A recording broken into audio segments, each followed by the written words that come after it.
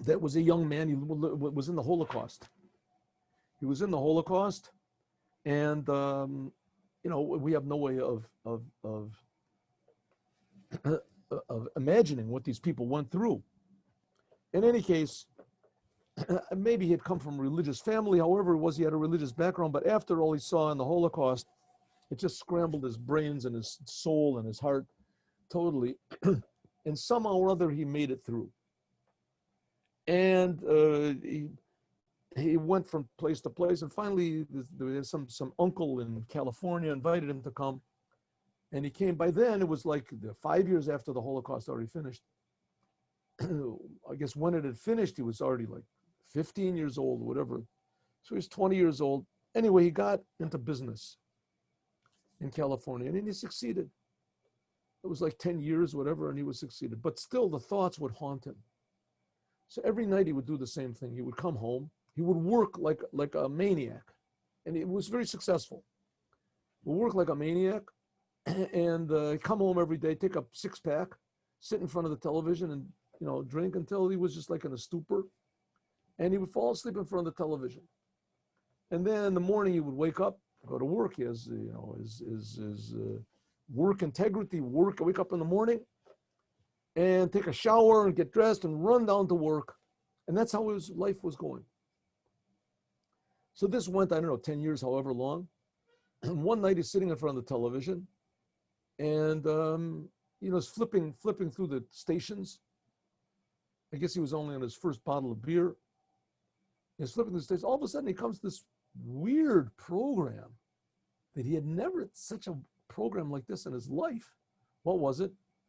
It was this old rabbi sitting in this middle of this long table with people all around him and talking Yiddish. Yiddish. What in the world? Who would put a program like this in California, of all places? An old rabbi talking in Yiddish, right? The rabbi looked, very nice, very interesting, very interesting. His eyes especially were interesting, and he was talking in Yiddish, and there was like a translation underneath. So he started understanding Yiddish. He understood Yiddish a little bit, but so he figured, okay, any second there's going to be some sort of action. What's going on in the story? It has to be like, maybe there's going to be a war. Maybe somebody will transform into robots or something. Something that has to happen. So he's watching and watching. Nothing happens. This rabbi is just sitting there and he's talking. And he's talking and he's talking. It's interesting. He understands a word here, a word there. And the English that's going down, maybe he understands 2 words here, 2 words there. So he's watching, waiting for something, and nothing happens. So he figured, this is ridiculous, and he turns to another station.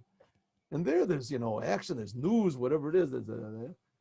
But still it interests him, maybe now something started. So he goes back to the station and he watches again, and nothing, it's the same thing. Once in a while they break and they make a song or something, nice songs.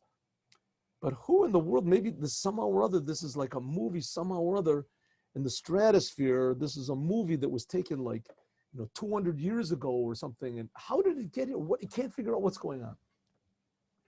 Suddenly he sees underneath, it says, the Rebbe says, and it's translated in English, anyone that does not put on tefillin because of the Holocaust is giving a prize to Hitler.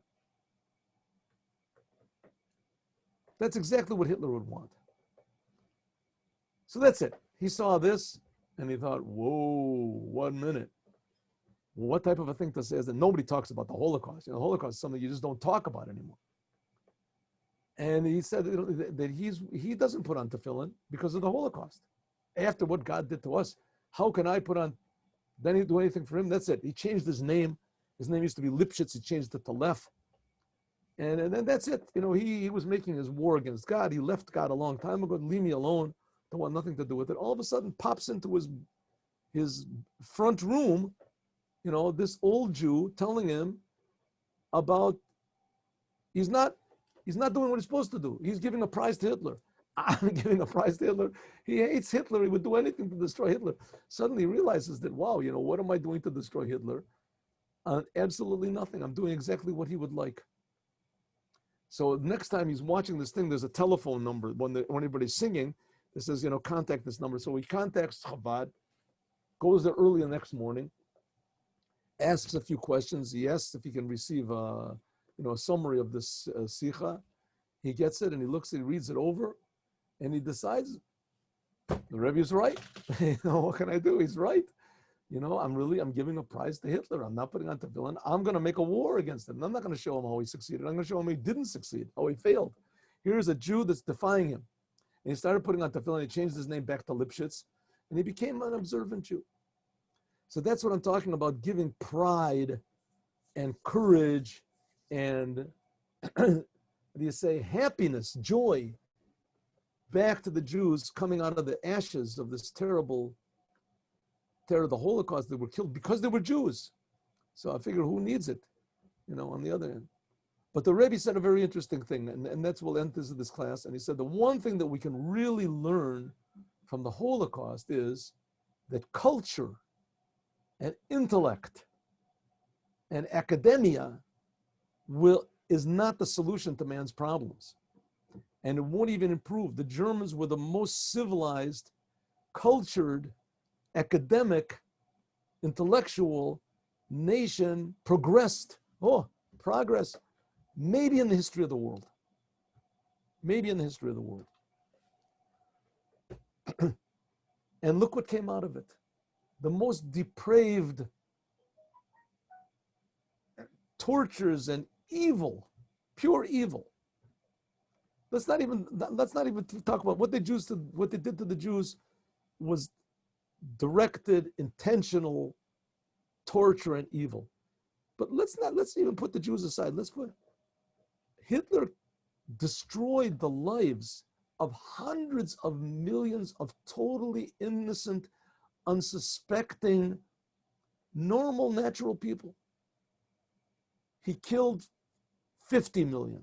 And all those people had families, and there were cities, and and what did he do it for? No reason. No reason. He mobilized an entire nation to be a nation of monsters. And he did it all in the name of intellect and superiority and civilization and culture and what God wants. He said, I read some of his speeches. This is the will of God, that we should rule. We should. And we can't conceive of what the bad is. What's the antidote? That we have to do good that's also inconceivable.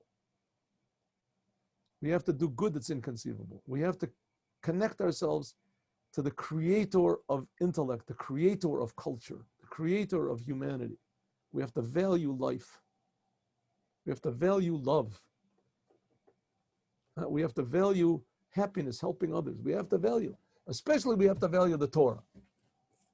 Because the Torah is the blueprint for bringing good and blessing into the whole world. So that's the message of Shabbos Bereishis. I hope to see you all at 3 o'clock. Tell your friends. Have a good day, everyone. God bless you.